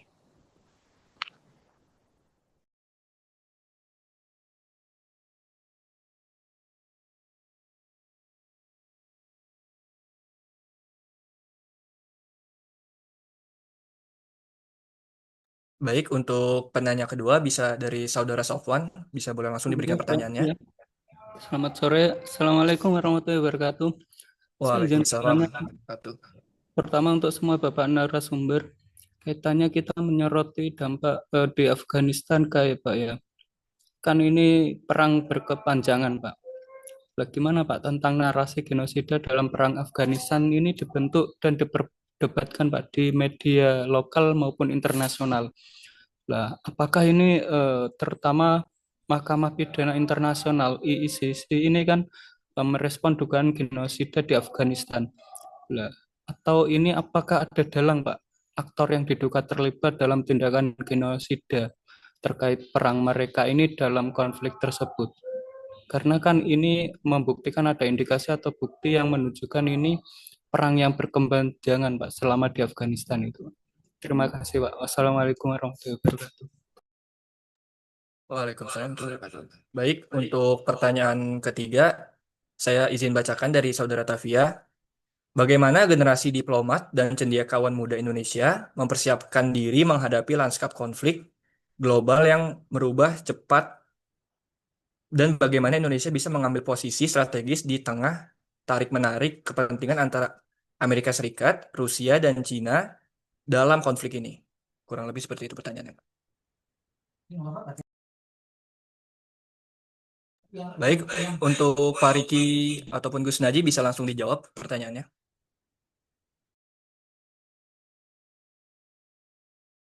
Baik, terima kasih untuk pertanyaannya. Yang pertama terkait prospek 10-20 tahun ke depan terkait pendidikan, kebebasan, dan pekerjaannya. Jadi mungkin yang perlu saya tekankan lagi bahwa sebetulnya kami melihat bahwa Taliban sebagai de facto authority itu bukan transnational organization. Dalam artian mereka tidak berusaha untuk mengekspor pemahaman atau pandangannya kepada negara lain. Tapi memang sebenarnya jihad yang mereka lakukan itu telah selesai ketika US keluar dari Afghanistan. Jadi ketika mereka tahun 2021, ketika akhirnya Amerika Serikat memutuskan untuk keluar dari Afghanistan, itu emirnya, pemimpin tertingginya bilang kalau jihad sudah selesai. Jadi pada saat itu pun udah stop perang, stop simpan senjata, kita simpan senjata. Sekarang kita berusaha untuk merubah mindset dari yang tadinya berperang menjadi mengelola pemerintahan seperti itu. Dan kalau ditanya prospek 10-20 tahun ke depan, sebetulnya ini sangat tergantung dalam beberapa faktor ya, baik internal maupun eksternal. Cuman kalau terkait dengan geopolitik, tentu ini sangat terkait dengan kontur interaksi-interaksi geopolitik antara negara-negara besar. Karena sekarang pun kan di Afghanistan itu masih ada Tiongkok, Rusia masih ada, dan Amerika Serikat pun meskipun sekarang sudah keluar dari Afghanistan, terdapat rencana untuk kembali melakukan engagement dengan Afghanistan. Dan selain itu pun ada juga negara-negara tetangga atau Asia Selatan dan Tengah yang juga sangat mempengaruhi kondisi Afghanistan sekarang itu seperti apa. Karena seperti yang mungkin teman-teman tahu bahwa kawasan Asia Tengah itu kawasan yang sebetulnya jalur tradisional untuk berdagang gitu. Jadi ketika terdapat ketidakstabilan di salah satu negara seperti Afghanistan, itu negara-negara lain seperti Uzbekistan, kemudian Tajikistan, Uzbekistan, Iran, Pakistan, dan yang lain itu sangat-sangat terdampak terkait ketidakstabilan ini gitu. Jadi sekarang pun negara-negara kawasan Asia Tengah sudah sangat aktif dalam melakukan engagement agar tidak terjadi istilahnya hal-hal lain yang menyebabkan goncangan atau ketidakstabilan Afghanistan saat ini. Jadi untuk terkait kebebasan, kalau untuk kebebasan tentu ya, karena di sini syariat Islam, jadi kebebasannya tentu dibatasi oleh syariat Islam itu sendiri. Kalau untuk pekerjaan, saat ini permasalahan pekerjaan di Afghanistan sangat tinggi, dalam artian tingkat pengangguran sangat tinggi, meskipun orang-orang banyak, usia kerjanya sudah banyak, tapi masih belum bisa disediakan oleh pemerintahan saat ini, seperti itu. Dan untuk pendidikan sebenarnya ini yang cukup menarik teman-teman, karena kan pada saat ini eh, gimana ya? Jadi kalau ketika berbicara mengenai de facto authority saat ini, kita tidak bisa berbicara mengenai satu entitas atau satu kelompok tunggal, karena sebetulnya di dalamnya pun sangat-sangat terpecah. Jadi ada kelompok yang istilahnya eh, ada di Kabul, ada yang di Kandahar, ada yang di timur, dan ada kelompok-kelompok lain gitu. Dan mereka pun terbagi dua juga. Ada yang sangat-sangat tradisional dan ada yang sangat-sangat pragmatis. Dalam artian kalau misalkan tradisional yang mereka adalah pihak-pihak yang melarang pendidikan perempuan. Tapi orang-orang yang sangat pragmatis mereka melihat bahwa kenapa kita harus melarang pendidikan perempuan? Karena itulah salah satu hal yang menyebabkan mereka tidak diakui oleh komunitas internasional saat ini gitu. Jadi untuk prospek ke depannya sebetulnya kami melihat masih sangat-sangat ada bukan ada peluang ya. Tapi saat ini Afghanistan memiliki peluang modalitas yang sangat besar untuk bisa tetap maju ke depan gitu. Jadi kita nggak bisa menafikan fakta bahwa 40 tahun perang yang terjadi ke belakang itu adalah masa-masa yang sangat sulit untuk Afghanistan. Mungkin kita nggak bisa bilang kalau sekarang ada perdamaian di Afghanistan, tapi setidaknya kita bisa bersepakat bahwa sekarang sudah tidak ada perang di Afghanistan. Dan waktu inilah yang bisa dipakai untuk orang-orang di Afghanistan, baik profesional, pemerintah, akademisi, cendekiawan, dan yang lainnya, untuk sama-sama mencoba berbicara, berdiskusi mengenai masa depan Afghanistan ke depan seperti apa gitu. Mungkin itu untuk jawaban yang pertama. Untuk jawaban yang kedua terkait genosida. Jadi kalau dalam sepemahaman kami, pasca kelompok DFA berkuasa, de facto authority berkuasa 2021 itu sampai saat ini, berdasarkan laporan dari PBB juga dari Human Rights-nya, bagian hak asasi manusianya, sebetulnya tidak ada genosida yang dilakukan oleh eh, de facto authority atau Taliban di Afghanistan. Pembunuhan mungkin ada, tapi kembali lagi ya, bukan genosida. Karena genosida itu kan kata-kata yang sangat, istilahnya sangat berat dan ya genosida gitu dalam mungkin jutaan atau ratusan ribu orang dibunuh secara massal. Tapi kalau di Afghanistan itu tidak ada. Karena kalau kita melihat, sekarang kan tidak sulit ya melihat istilahnya apakah benar ada genosida atau enggak. Karena sudah ada satelit dan lain-lain kan. Jadi bisa dicek juga di apa secara secara langsung seperti itu. Namun terkait ICC, yang kami ketahui ICC itu dia memanggil atau enggak, ya ICC ini kembali melanjutkan kasus untuk emir atau pimpinan Afghanistan dan beberapa orang yang dianggap telah menyebabkan kerugian terhadap status perempuan itu. Jadi ICC ini kemarin sekitar beberapa bulan yang lalu kembali berencana untuk membuka kasus ini gitu. Cuman balik lagi sebetulnya juga apa ya, untuk ICC itu juga terdapat motif politik di belakang gitu. Jadi kayak kenapa pada akhirnya dibukanya sekarang, kenapa tidak dari dulu seperti itu. Jadi banyak banyak banyak hal yang sebetulnya sangat menarik dari suatu hal yang terjadi di ketika kita berbicara mengenai hubungan internasional kayak gitu. Jadi kalau untuk ICC terkait genosida mungkin ntar saya coba cari lagi ya.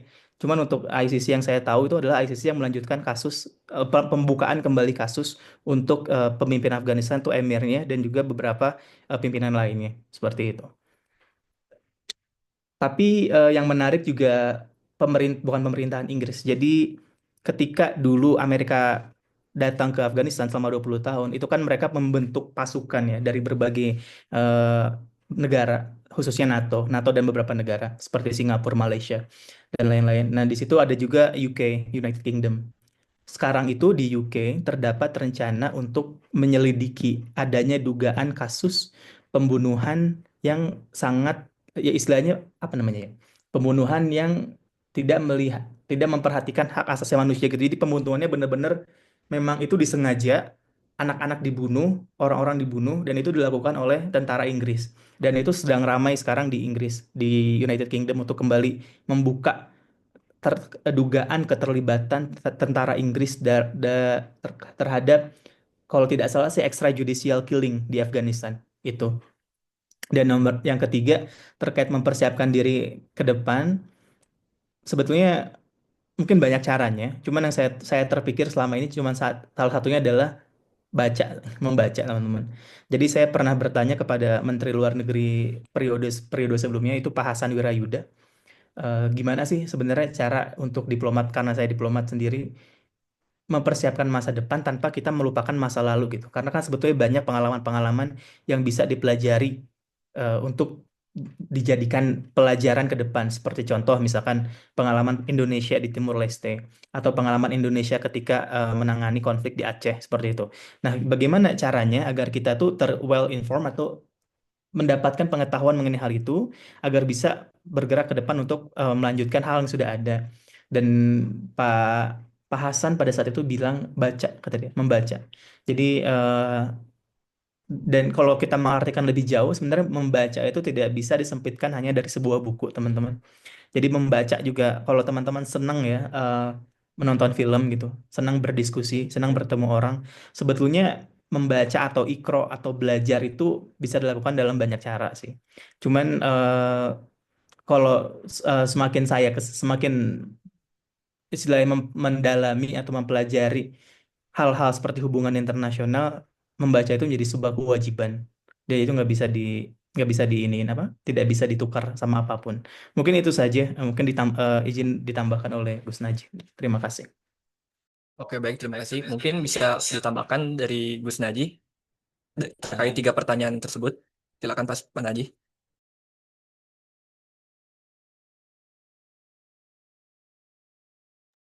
Baik, tadi ada pertanyaan terkait bagaimana kita harus bersikap ya dalam apa namanya tarikan-tarikan negara-negara besar gitu ya. Menurut saya ya tadi jawabannya adalah kita harus tetap berpegang pada doktrin kebijakan politik luar negeri kita yang bebas aktif ya. Kita kan tidak pernah terikat dengan satu blok tertentu ya. Ya, sejak awal negara kita merdeka, bahkan Indonesia adalah negara yang menggagas KTT non blok ya gitu. KTT non blok ya. Kemudian beberapa kali diselenggarakan KTT Asia Afrika di Bandung dan seterusnya gitu. Jadi itulah pentingnya kita menjaga keseimbangan geopolitik tadi.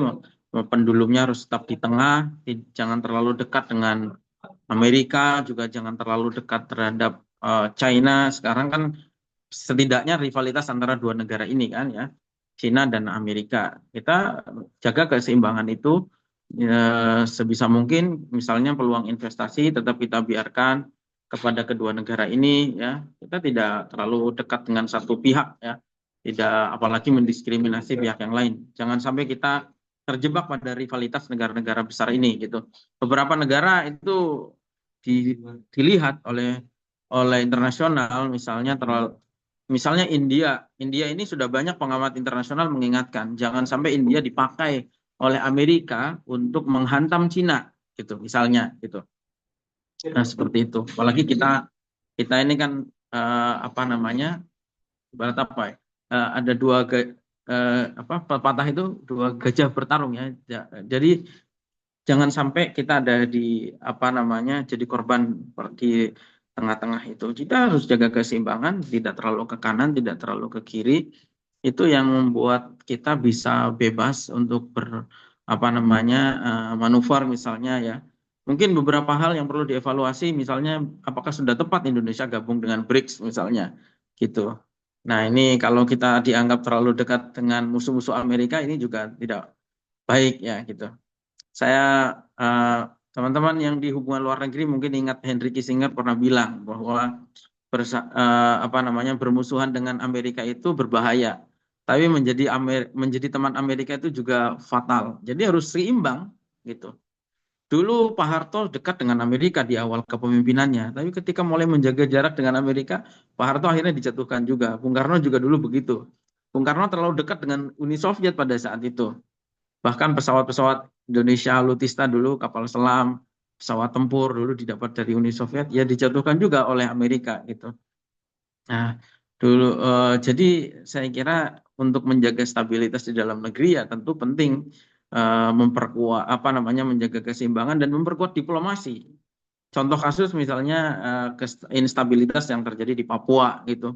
Ini kita kalau tidak diplomasi kita tidak berhasil dengan Amerika, dengan Australia, itu juga Papua akan terus bergejolak gitu. Nah, seperti itu. Jadi itu pentingnya kita memperkuat diplomasi kita, menjaga keseimbangan di antara rivalitas negara-negara lain. Lalu kemudian terkait dengan genosida, saya juga belum dengar ini kalau untuk genosida di Afghanistan, terutama Taliban ya. Taliban setahu saya tidak pernah terlibat dalam kasus genosida itu. Genosida sekarang yang lagi ramai kan genosida yang dilakukan oleh Israel terhadap Palestina, dan itu sudah disidangkan di ICC, di Mahkamah Internasional, dan Netanyahu itu sudah ditetapkan sebagai pelaku kriminal yang harus ditangkap oleh negara-negara anggota ICC. Tetapi ya kembali lagi gitu, hukum ini sekarang ini ada apalagi di bawah Presiden Donald Trump ya, kepercayaan terhadap lembaga-lembaga internasional itu menurun gitu. Dulu orang masih agak percaya dengan PBB, sekarang orang sudah nggak percaya lagi dengan PBB. Jadi kepercayaan terhadap lembaga-lembaga internasional itu turun sangat drastis sekali gitu. Nah, ini juga dan Amerika kita bisa melihat dia terus mempertontonkan ketidakadilan di panggung global ya, terutama ketika berhadapan dengan Israel. Gitu. Jadi ini yang berpotensi menimbulkan frustasi dari beberapa kelompok ya, gitu. Karena frustasi tidak ada saluran lagi. Seperti 2 hari yang lalu di Amerika terjadi pembunuhan 2 diplomat Israel, gitu.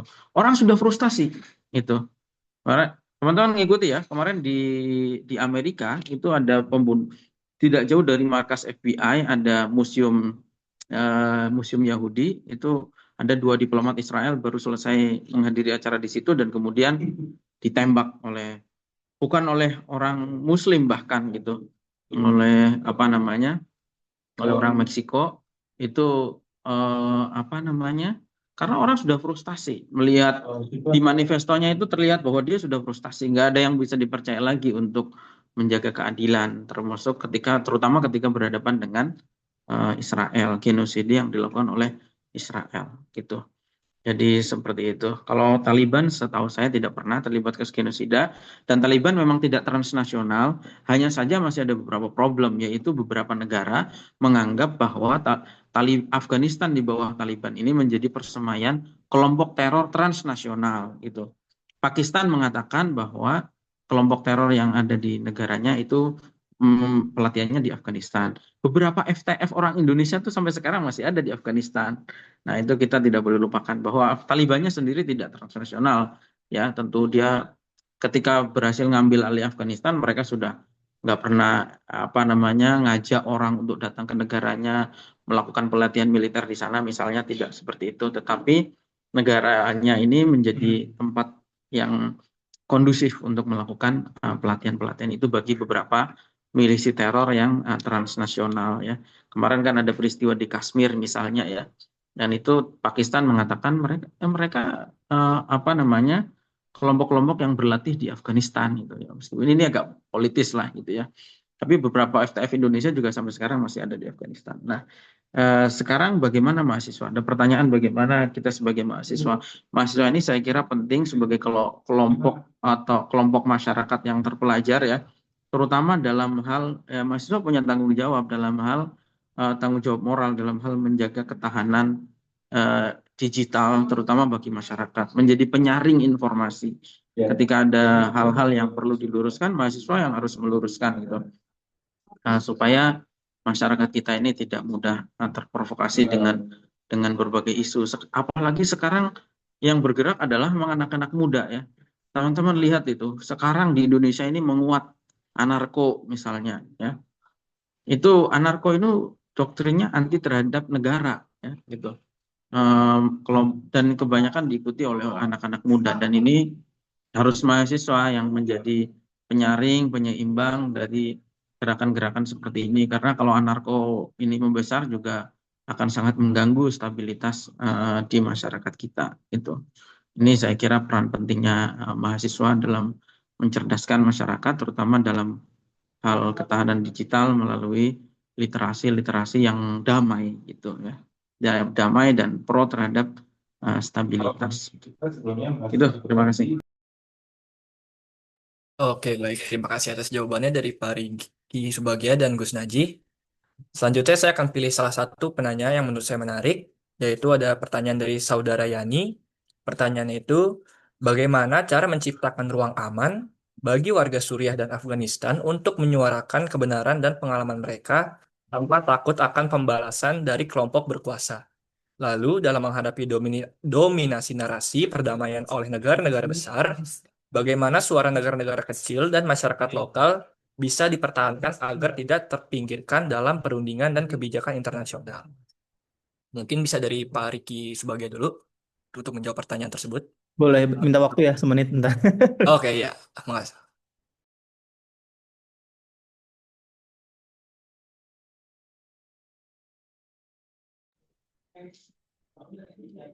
Kalau belum, mungkin saya merespon dulu Monggo, ya. monggo. Nah, baik, Oke, boleh silakan. Dari sambil menunggu Pak Riki. Jadi apa namanya? Saya kira apa namanya? Ada ruang. Jadi era digital ini memberikan ruang yang semakin luas bagi masyarakat di manapun untuk menyampaikan aspirasi mereka, ya gitu. Tetapi tentu pertimbangan-pertimbangan yang lebih prioritas juga harus diutamakan ya. Dulu di Suriah mungkin ketika era itu, era lama ya, era pemerintahan lama itu kebebasan sangat dibatasi. Penyampaian aspirasi mungkin akan berujung pada apa namanya implikasi hukum, resiko menjadi kriminal atau lain sebagainya gitu. Tetapi kalau untuk di Suriah sendiri sekarang saya kira keran untuk menyampaikan pendapat sudah semakin terbuka ya saat ini tanpa perlu takut. Jadi saya kira apa namanya tinggal disampaikan aja. Tentu penyampaian ini harus dengan penuh tanggung jawab ya, tidak boleh misalnya tidak boleh menghasut gitu ya, tidak boleh menyebarkan informasi yang hoax dan sebagainya gitu. Jadi ada saya kira ruang aman gitu. Apa namanya? Kalau dulu di Afghanistan mungkin Reki yang lebih tahu ya. Dulu di Afghanistan juga ruang-ruang itu sangat apa namanya sangat terbatas ya. Ya paling gampang lihat Malala lah itu. Malala seorang yang apa namanya perempuan, anak perempuan yang memperjuangkan agar supaya bisa tetap sekolah, menyampaikan suara itu, dan kemudian apa namanya ditembak ya gitu. Sebenarnya di Asia Tengah itu memang budaya kekerasannya kental sebenarnya, dan Afghanistan, India, Pakistan itu negara yang sejarah perangnya sangat panjang sebenarnya, dari ribuan tahun yang lalu sudah seperti itu. Kalau lihat kita baca sejarahnya, dulu raja-raja India itu kalau baru dilantik itu akan melepas kuda. Nah, kudanya lari kemana? Raja India itu harus mimpin perang ke daerah itu, meskipun sebelumnya nggak bermusuhan. Ya, paham ya teman-teman. Jadi apa namanya sejarah kekerasannya memang kental di daerah sana gitu. Saya beberapa teman saya dulu hidup lama di Afghanistan, dan menurut mereka orang di sana membunuh itu sangat mudah gitu, tersinggung sedikit bisa membunuh dan seterusnya gitu. Jadi apa namanya ya mana yang lebih prioritas tentu harus dipertimbangkan ya di negara-negara yang rawan seperti ini dalam hal penyampaian pendapat. Nah soal suara negara kecil, saya kira uh, uh, apa namanya bagaimanapun suara semua negara itu penting ya gitu, dan apa namanya negara-negara kecil itu ketika bersatu ya tentu saja akan jadi suara yang besar. Contoh paling mudah ya di era kolonialisme, di era Perang Dunia Kedua ya, banyak negara yang waktu itu belum merdeka, dan Bung Karno dengan sangat piawai gitu memainkan peran geopolitiknya dengan mengumpulkan negara-negara Asia Afrika itu ya, yang KTT di Bandung misalnya, KTT Asia Afrika di Bandung. Dan ketika negara-negara kecil, negara-negara terjajah ini berkumpul, itu akan menjadi suara yang sangat signifikan gitu di panggung internasional. Nah, sekarang kita juga begitu. Saya kira Indonesia misalnya dalam hal isu Palestina bisa melakukan upaya-upaya diplomasi seperti itu gitu. Jadi apa namanya? Memang apa agak tidak adil ya ketika hanya beberapa negara yang punya hak veto misalnya gitu. Sementara negara lain tidak punya itu. Bahkan di antara semua negara pemegang hak veto itu tidak ada negara yang mayoritas Muslim di situ kayak gitu. Hanya ada Cina, Rusia, Amerika, Inggris, dan Prancis. Apa namanya? Itu kadang-kadang dirasa tidak adil. Karena itu gerakan-gerakan apa namanya negara-negara yang ingin menyampaikan aspirasinya itu harus membentuk aliansi sendiri ya gitu. Negara-negara kecil kalau dia bersatu juga akan menjadi satu koalisi yang kuat sebagaimana dulu dilakukan oleh Bung Karno gitu. Terima kasih. Oke, baik. Terima kasih dari Gus Naji. Mungkin Pak Riki Subagia bisa menambahkan sedikit dari pertanyaan tersebut. Baik. Jadi kalau pertanyaannya adalah bagaimana cara menciptakan ruang aman, kalau misalkan masyarakat Afghanistan itu berjalan sendiri-sendiri, itu akan sangat sulit nih. Karena selain faktor tadi adanya perpecahan sebetulnya, adanya ketidakharmonisan antara antar etnis di Afghanistan, ke- eh, saya pribadi melihat bahwa berjejaring atau membuat jaringan dengan orang-orang yang like-minded atau yang sama pemikirannya itu menjadi poin tambah nilai plus dalam bergaining position dalam nilai apa ya, agar nilai tawar kita tuh semakin tinggi gitu. Dan saya pribadi melihat sebetulnya sudah banyak tren yang ada sampai saat ini. Saat ini kan komunitas internasional di Afghanistan itu selain misi asing ya, maksudnya selain kayak kedutaan itu ada ya PBB ada, kemudian ada NGO atau internasional NGO juga. Sebetulnya sudah banyak inisiatif-inisiatif yang dilakukan oleh berbagai komunitas internasional di sini untuk setidaknya memberikan ruang aman untuk masyarakat Afghanistan berekspresi gitu. Karena sebetulnya kalau ngomongin profesional atau mereka-mereka yang ahli di Afghanistan itu banyak yang memutuskan untuk tetap tinggal ketika Taliban sebagai de facto authority itu kembali mengambil alih kekuasaan Afghanistan. Jadi sebenarnya sekarang poinnya lebih ke bagaimana mengumpulkan orang-orang ini, menghubungkan orang-orang yang memiliki kemampuan masing-masing ini untuk bisa berkontribusi dan juga menyuarakan apa yang sebetulnya diinginkan oleh Afghanistan. Tapi namun ada satu analogi yang selalu saya dapatkan di sini. Jadi mau siapapun yang ada di Afghanistan, sebetulnya kan pada prinsipnya kita tamu ya, kita tamu.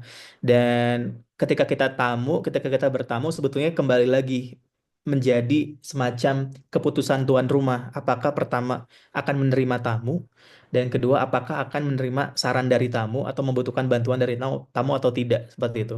Jadi sebetulnya kalau ditanya bagaimana lagi, selama ini komunitas internasional sudah memberikan banyak alternatif kepada Afghanistan. Tapi kembali lagi, bagaimana sebenarnya masyarakat Afghanistan sendirilah yang menentukan ingin seperti apa, ingin dibawa kemana negaranya, seperti itu. Karena sebagai segimanapun kontribusi atau bantuan yang diberikan oleh pihak eksternal, tentu yang menjadi pemain utamanya adalah orang-orang internal di Afghanistan.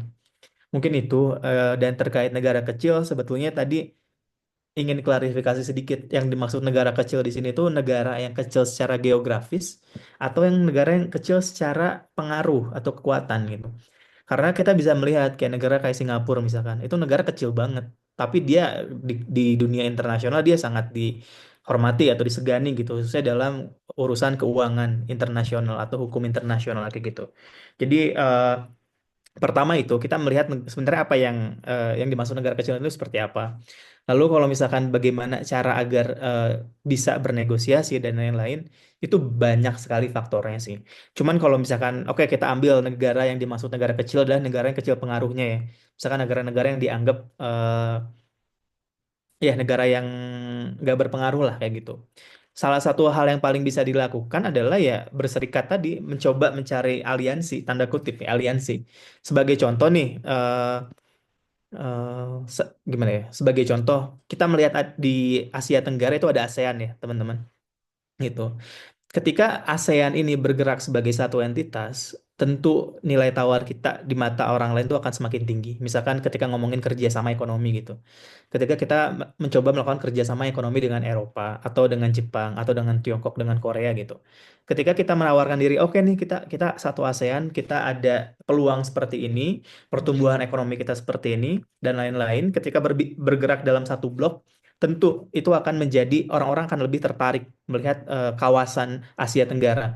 Tetapi sebagai contoh, misalkan Indonesia sendiri atau kayak Malaysia sendiri atau Filipina sendiri yang mencoba melakukan kegiatan-kegiatan atau hubungan bilateral dalam konteks perdagangan, ya mungkin tetap menarik, tapi akan lebih menarik dan mungkin akan lebih istilahnya apa ya, membuat para investor untuk bisa datang ke Asia Tenggara adalah karena adanya kawasan ini gitu. Jadi banyak cara yang bisa dilakukan. Cuman ketika berbicara mengenai dalam konteks apa negara kecil as in pengaruh itu salah satu yang bisa dilakukan.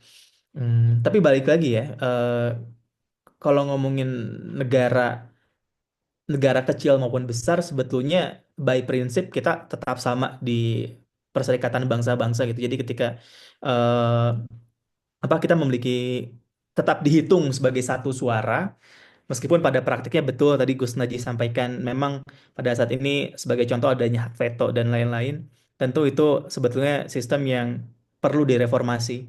Dalam artian karena sistem yang ada, sistem internasional yang ada saat ini itu memang dibentuk oleh negara-negara yang menang dalam Perang Dunia Pertama. Mungkin itu saja Mas Rehan, terima kasih. Oke, baik. Terima kasih telah mendengarkan paparan yang sangat berharga dari dua narasumber luar biasa, yaitu Bapak Riki Subagja yang berbagi pengalaman diplomatik dari Afghanistan, dan Gus Najih Armadloni yang memberikan wawasan mendalam tentang situasi di Suriah. Kedua perspektif ini telah membuka mata kita tentang kompleksitas konflik dan pentingnya upaya perdamaian yang berkelanjutan. Dari diskusi hari ini, kita belajar bahwa perdamaian bukanlah sekedar ketiadaan perang, tetapi sebuah proses yang membutuhkan komitmen, pemahaman, dan kerja keras semua pihak. Pengalaman dari Suriah dan Afghanistan mengajarkan kita bahwa membangun perdamaian memerlukan pendekatan yang holistik, mulai dari dialog antar kelompok, penguatan institusi, hingga upaya mencegah radikalisasi dan ekstremisme kekerasan. Sebagai bangsa Indonesia yang majemuk, pembelajaran dari kedua negara ini sangat relevan dalam konteks menjaga persatuan dan kesatuan kita. Mari kita jadikan wawasan hari ini sebagai bekal untuk terus mempromosikan nilai-nilai, perdamaian, toleransi, dan persaudaraan di lingkungan masing-masing. Kepada Bapak Riki Subagja dan Gus Najih Armadloni, terima kasih yang sebesar-besarnya atas kesetiaan berbagi pengalaman dan wawasan yang tak ternilai. Semoga Allah Subhanahu wa Ta'ala senantiasa melindungi dan memberkahi perjuangan Bapak dan Gus Najih dalam membangun perdamaian. Dan kepada seluruh peserta yang telah bergabung hari ini, terima kasih atas antusiasme dan partisipasi aktif kalian. Mari kita lanjutkan semangat belajar dan berbagi ini dalam kehidupan sehari-hari. Sebelum saya akhiri acara ini, saya ingin menyampaikan beberapa informasi penting, yaitu dokumentasi kegiatan berupa rekaman dan materi akan dibagikan kepada seluruh peserta melalui email dalam 2 atau sampai 3 hari ke depan. Kuis berhadiah telah kami siapkan dalam Google Form yang akan dikirimkan ke email masing-masing. Hadiah menarik berupa saldo GoPay menanti para pemenang. Jangan lupa untuk mengisi dalam 5 hari ke depan atau saat ini juga bisa juga didapat. Kegiatan bincang damai berikutnya yang akan segera kami informasikan. Pastikan Anda mengikuti media sosial Yayasan Ruang Damai untuk update terbaru. Feedback dan evaluasi sangat kami harapkan melalui form yang kami kirimkan untuk perbaikan kegiatan ke depan. Sebagai penutup, izinkan saya mengutip pesan yang sangat relevan. Perdamaian bukanlah tujuan akhir, tetapi perjalanan yang harus kita tempuh bersama setiap hari. Mari kita jadikan rumah lingkungan kerja dan komunitas kita sebagai ruang-ruang damai yang menyebarkan nilai-nilai persaudaraan dan toleransi. Atas nama Yayasan Ruang Damai, saya mohon maaf apabila ada kekurangan dalam penyelenggaraan acara hari ini. Semoga Allah Subhanahu wa Ta'ala senantiasa memberkahi langkah kita semua untuk mewujudkan perdamaian yang hakiki. Saya Muhammad Ryan Fadilah selaku Master of Ceremony acara hari ini pamit undur diri. Wassalamualaikum warahmatullahi wabarakatuh.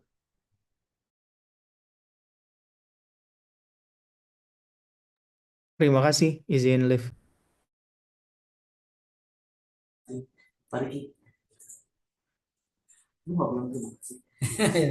Oh iya, terima kasih untuk Pak Riki dan Gus Najih atas partisipasinya hari ini. Ya, Semoga makasih. sehat selalu ya Pak.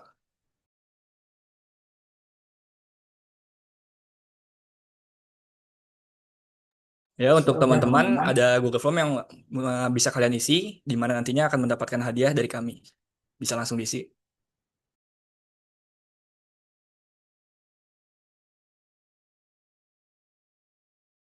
Kita akhiri ya Zoom meeting ini. Ya, untuk teman-teman, saya langsung bisa akhiri untuk Zoom meeting hari ini. Terima kasihnya yang sudah hadir dan juga mengisi absen, serta bertanya. Lalu juga untuk terima kasih yang sudah mengisi form dari kami. Kurang lebihnya mohon maaf. Wassalamualaikum warahmatullahi wabarakatuh. Makasih semuanya, sampai jumpa lagi di bincang Terima damai kasih berikutnya. semuanya, Semuanya teman-teman. makasih. Close ya. Ini hostnya siapa nih? Close.